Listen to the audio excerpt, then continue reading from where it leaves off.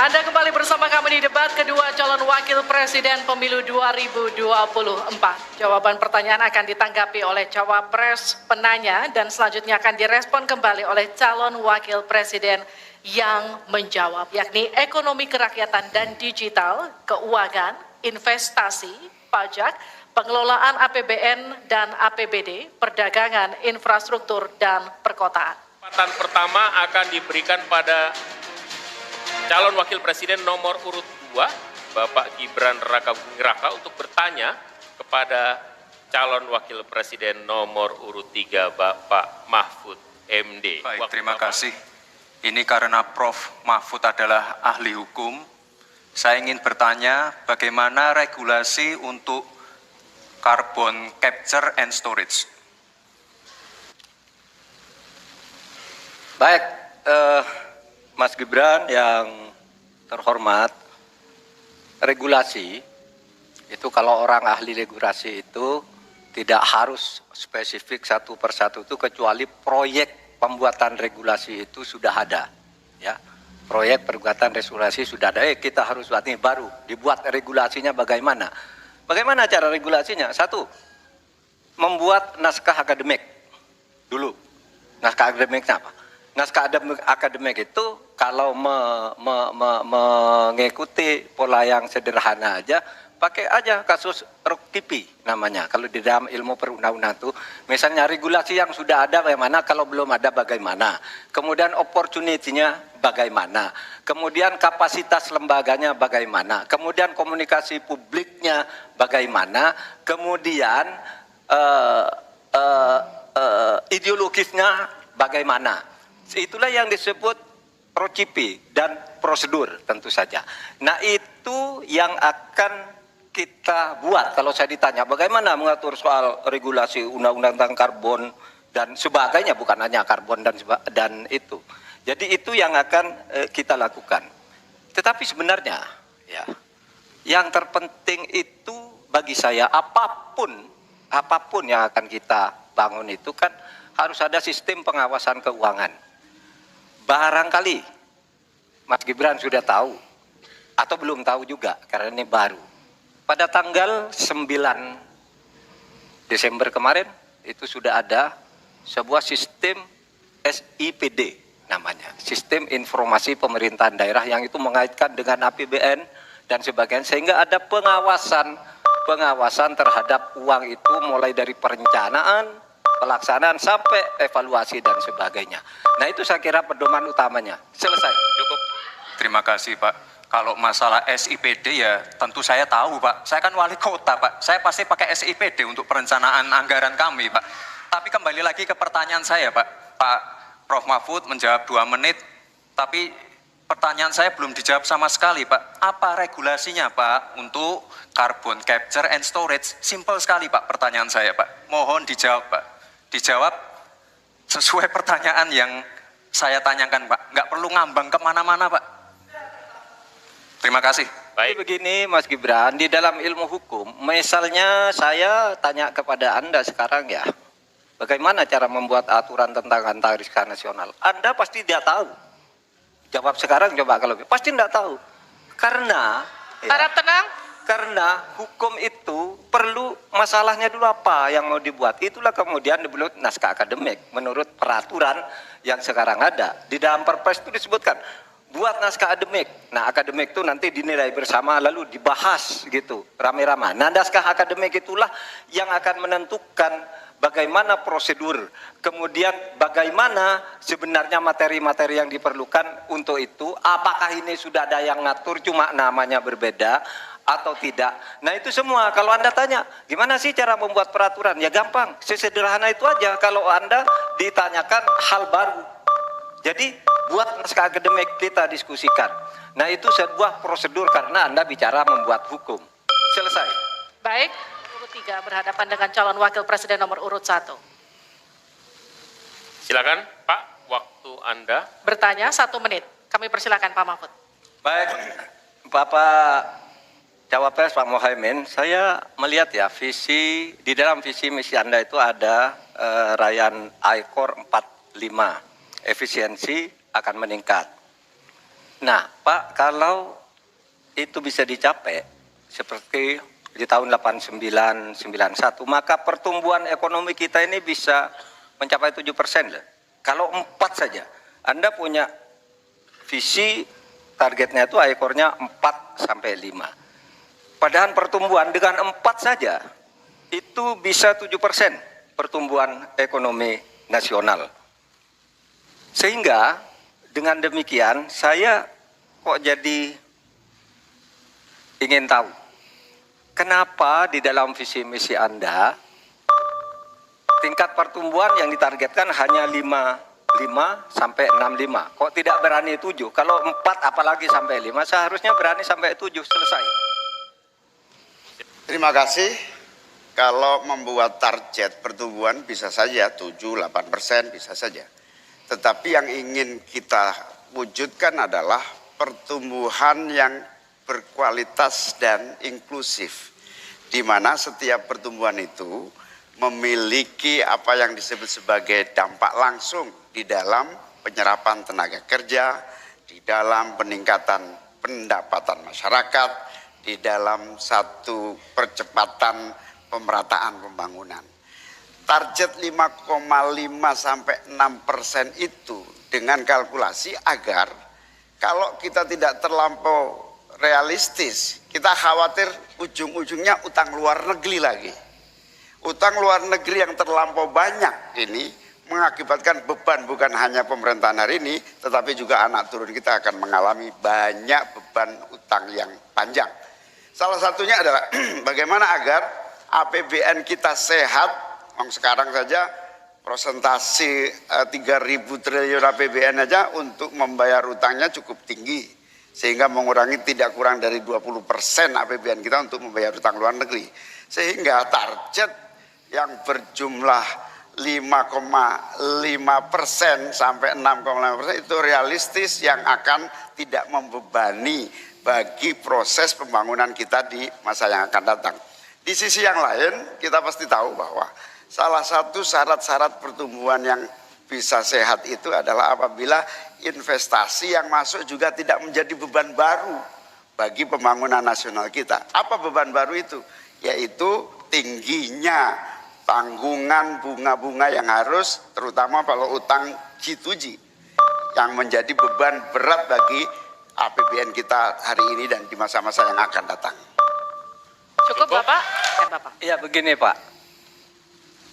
Kami, Ganjar Mahfud, itu mentargetkan pertumbuhan ekonomi kita itu 7%. Itu hitung-hitungannya mudah. Tadi saya sudah sebut di pertama. Betapa saya menyelamatkan korupsi yang diurus kantor langsung saya aja 677 triliun. Itu kalau dibagi ke UMKM, itu luar biasa. Kemudian yang ditemukan oleh ICW sejak tahun 2014, yang sudah inkrah korupsi itu berapa? 233,7 triliun. Nah ini kalau kita pangkas melalui penegakan hukum yang benar, ini bisa mencapai 7. Tapi Anda menyimpang dari rumus yang selama ini terjadi. Kalau Anda berani dengan ekor 4 saja, Anda pasti bisa 7%.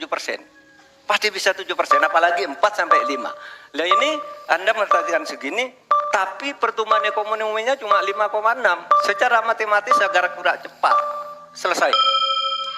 Silakan Pak Muhaimin. Tentu saya sangat setuju, bukan hanya pemberantasan korupsi yang membawa pemasukan bagi APBN kita, menjaga kebocoran APBN kita, tetapi juga pendapatan negara bukan pajak yang juga menjadi bagian dari andalan. Akan tetapi kita juga harus realistis bahwa 7% itu bisa jadi cuma omong kosong, di mana kenyataannya setelah APBN kita jalan sampai hari ini aja 5% yang diterapkan oleh pemerintah hari ini juga masih mengalami banyak kontraksi. Dalam arti utang luar negeri masih menjadi andalan utama, sekaligus kita juga menyaksikan bagaimana 5% itu realnya di lapangan tidak sampai 5%. Sehingga saya khawatir kalau target 7% itu dipaksakan, ujungnya bukan pertumbuhan yang sehat, tetapi pertumbuhan semu yang keropos. Baik, Pak Muhaimin silakan bertanya kepada Pak Gibran. dan kemudian akan ditanggapi. Waktu Anda 1 menit untuk bertanya. Terima kasih Pak Gibran. Pak Gibran ini telah berhasil menjadi wali kota sekaligus pengusaha yang sukses. Bahkan berbagai proyek-proyek besar telah berhasil dibangun di Solo. Ini menjadi prestasi, tetapi kita ingin prestasi ini ditularkan kepada yang lain. Saya ingin Pak Gibran menyampaikan tips and tricks agar bupati, wali kota, dan pemerintah daerah yang lain bisa belajar agar proyek-proyek besar bisa dimasukkan di kota Solo. Bagaimana caranya ini? Tenang. Cukup? Cukup. Baik. Cukup. Baik, Gus Muhaimin, saya jelaskan ya. Sekarang Indonesia itu sudah memulai yang namanya pemerataan pembangunan. Yang dibangun bukan hanya Solo saja. 53% investasi kita sudah ada di luar Jawa. Kalau kita pengen fair ya Gus, Tenang. Mohon tenang. jumlah proyek, jumlah anggaran yang digelontorkan ke Solo sebelum saya jadi wali kota itu lebih besar. Saya tahulah ini arah pertanyaannya kemana, tapi yang jelas ini Gus, apa yang sudah dibangun, yang kita lihat bukan bangunan fisiknya saja, tapi kita lihat impact-nya ke warga. Bangun masjid menggunakan CSR dari Abu Dhabi, impact-nya apa?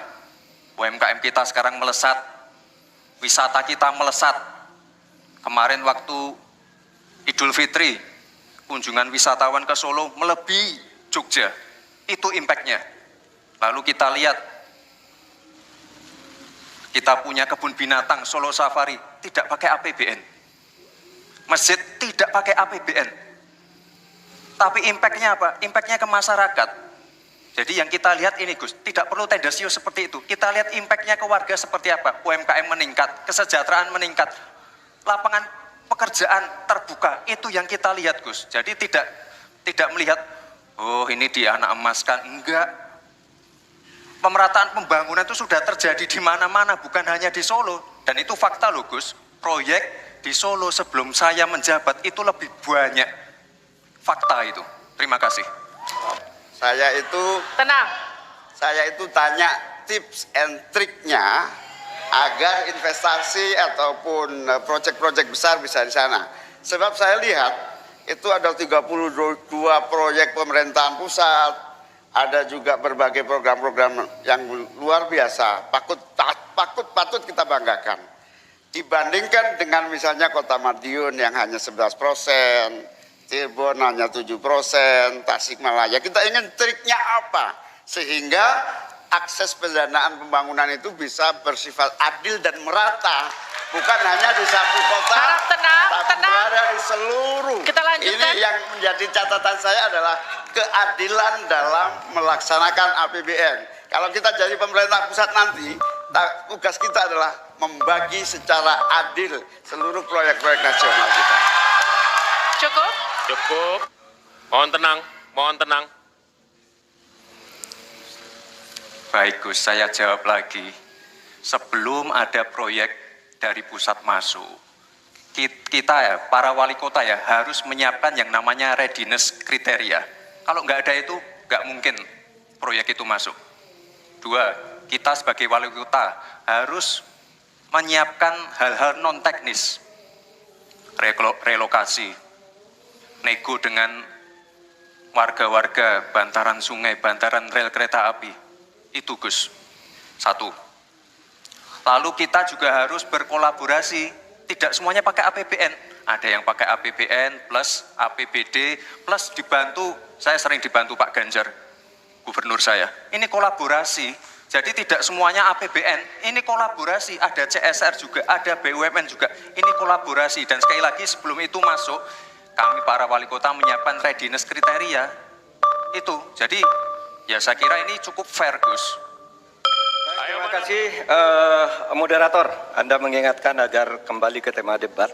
Karena tadi pertanyaannya itu carbon capture itu nanti debat keempat tanggal 21 Januari. Tapi saya tahu itu kan untuk menghindari tidak adanya regulasi sekarang ini agar tidak lagi terjadi penggundulan karena food estate seperti yang terjadi. Saya sekarang mau bertanya dalam topik ini.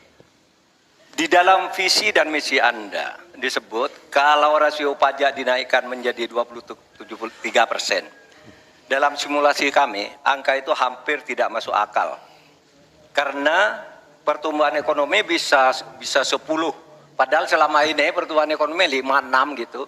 Itu kalau Anda bisa menaikkan rasio pajak sampai segitu bisa 10%. Lalu bagaimana Anda mau menaikkan pajak? Orang mau insentif pajak aja orang tidak ngambil.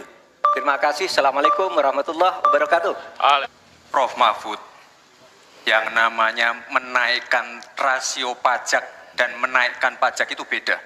Satu, gimana caranya menaikkan penerimaan pajak atau menaikkan rasio pajak? Saya tadi sudah bilang di segmen sebelumnya, kita akan membentuk badan penerimaan pajak dikomandoi langsung oleh Presiden, sehingga akan mempermudah koordinasi dengan kementerian-kementerian terkait. Itu. Jadi DJP dan Bea Cukai akan dilebur jadi satu, sehingga fokus dalam penerimaan negara saja, tidak akan mengurusi lagi masalah pengeluaran. Lalu sekali lagi digitalisasi penting. Saya melihat di Kementerian Keuangan juga sudah menyiapkan, tapi mungkin aplikasinya masih pada tahap testing and enrichment. Kita melihat sudah ada Cortex system yang akan disiapkan. Ini nanti akan mempermudah proses bisnis, mempermudah proses administrasi, memperbaiki pelayanan pajak. Misalnya sekarang nanti ketika sistemnya itu keluar, ketika kita akan melaporkan SPT tahunan, kita tidak perlu lagi mengisi dan menghitung karena sistemnya sudah pre-populated, sehingga tinggal klik, tinggal konfirmasi, selesai. Mempermudah. Lalu untuk masalah pertumbuhan ekonomi, Pak, tadi saya bicara masalah hilirisasi, bicara masalah investasi. Sekali lagi Pak, tadi saya baru bicara masalah nikel, kita belum bicara masalah tembaga, boksit, timah, tembaga, bioetanol, bioaftur, biodiesel. Kita kalau serius ya Pak ya, kita benar-benar bisa menjadi raja energi dunia Pak.